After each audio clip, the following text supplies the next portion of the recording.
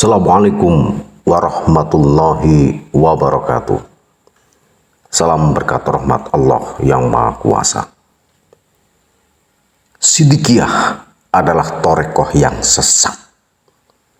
Saya tegaskan, memang sesat bagi jiwa-jiwa yang tidak cinta dengan tanah air Indonesia.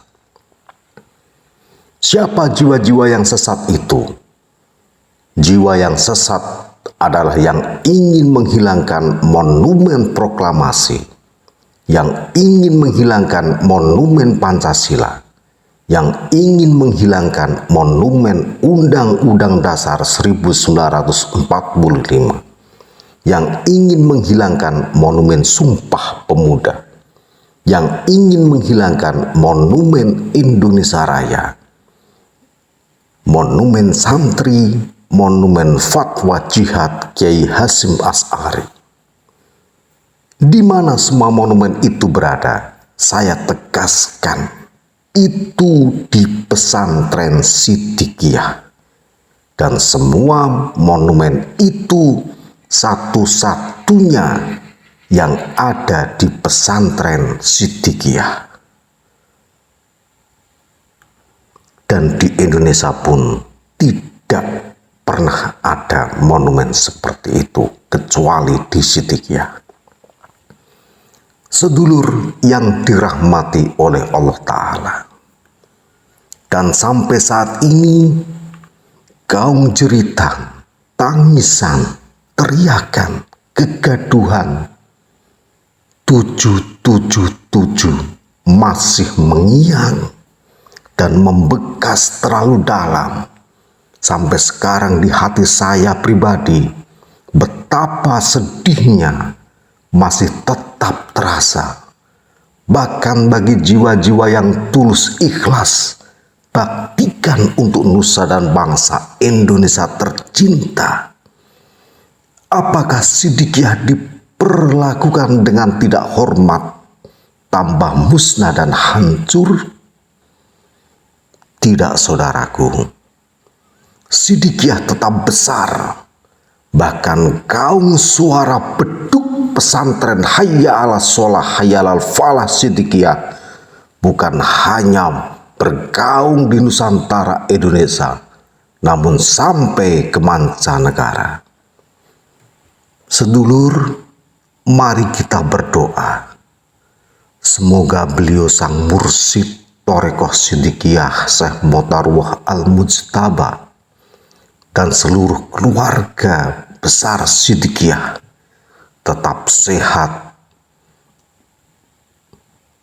dan beliau tetap membimbing kita.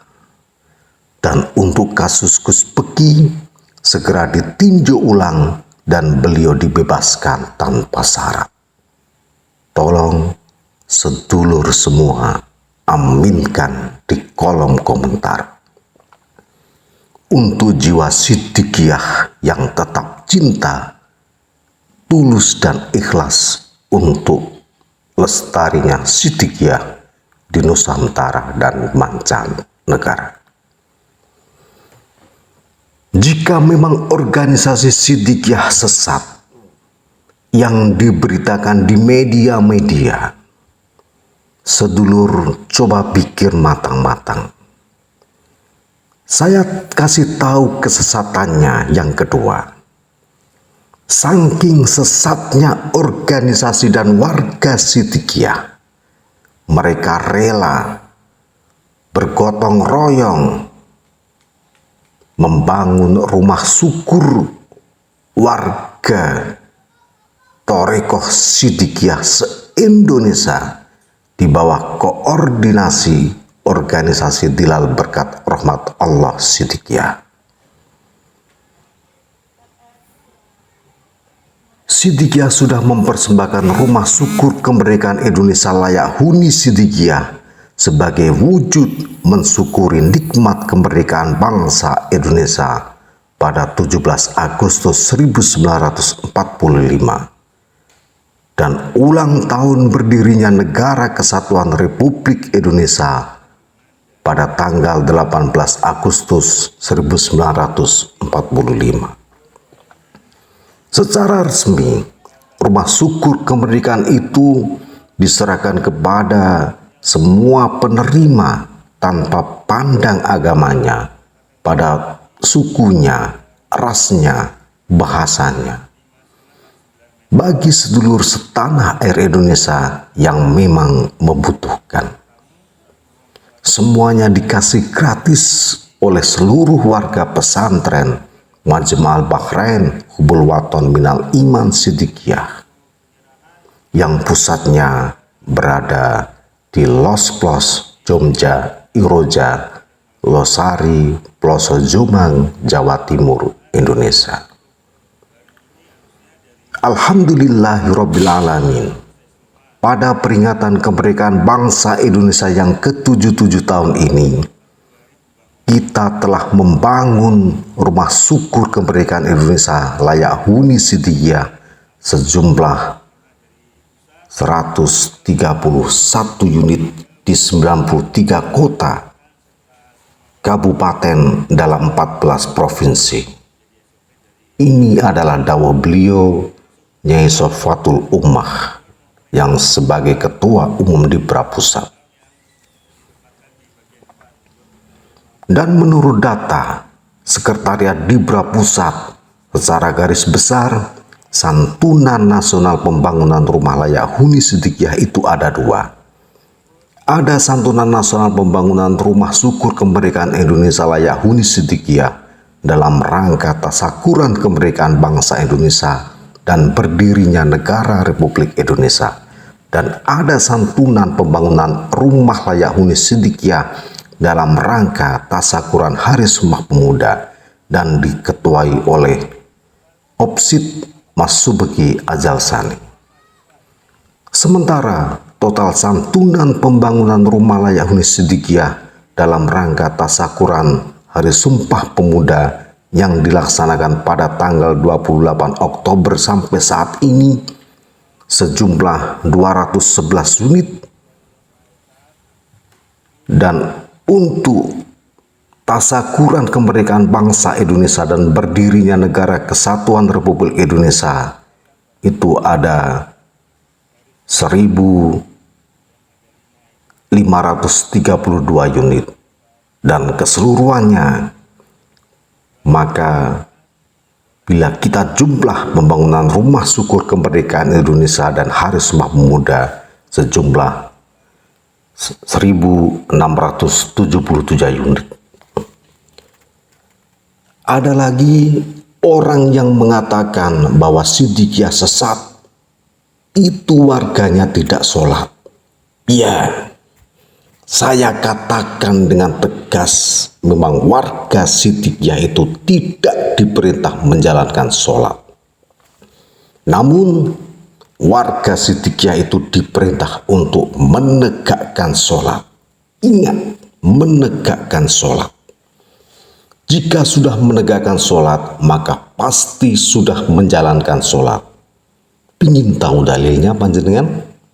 Di dalam Al-Quran itu tidak ada perintah menjalankan sholat, tetapi adanya adalah menegakkan sholat. Dalilnya itu aqimus sholat.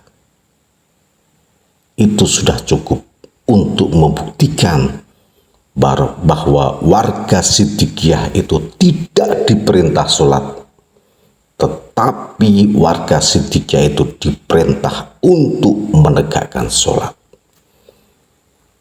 Thariqah Siddiqiyah membangun benteng NKRI di Pelabuhan Ratu, Songsong Indonesia, imam perdamaian dunia. Apa nama pesantrennya? Pesantrennya adalah Hayya 'alas Sholah dan Masjid Hayya 'alal Falah. Di desa Karangpapak, kecamatan Cisolok, Kabupaten Pelabuhan Ratu, Jawa Barat, yang baru-baru ini telah diresmikan oleh Sang Mursyid Siddiqiyah Syekh Mutarwah Al-Mustaba pada Ahad 22 Rabiul Awal 1445 Hijriah. Lalu, siapakah sosok di balik keindahan dan kemegahan pesantren Hayya 'alas Sholah dan Hayya 'alal Falah? Inilah sosok yang jarang diungkap oleh media. Saya tegaskan bahwa kesuksesan pembangunan tempat pendidikan ini tidak terlepas dari peran penting pimpinan organisasi pemuda Siddiqiyah Front Ketuhanan Yang Maha Esa atau OPSID FKYME Mas Subhi Ajal Sani. Pembangunan pesantren dan masjid ini hadir dengan semangat gotong royong dan cinta kepada tanah air.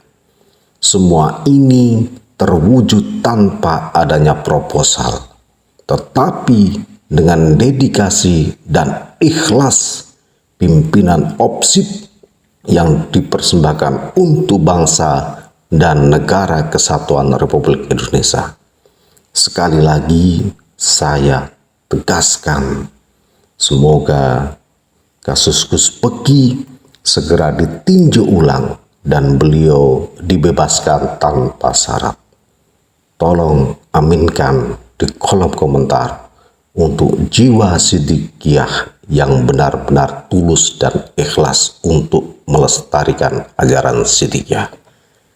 Mudah-mudahan sedikit apa yang kami persembahkan dapat diterima dengan hati yang ikhlas dan membawa kebaikan dunia sampai akhirat.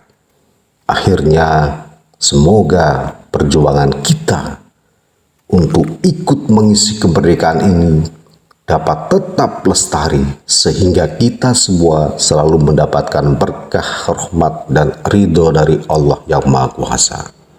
Assalamualaikum warahmatullahi wabarakatuh.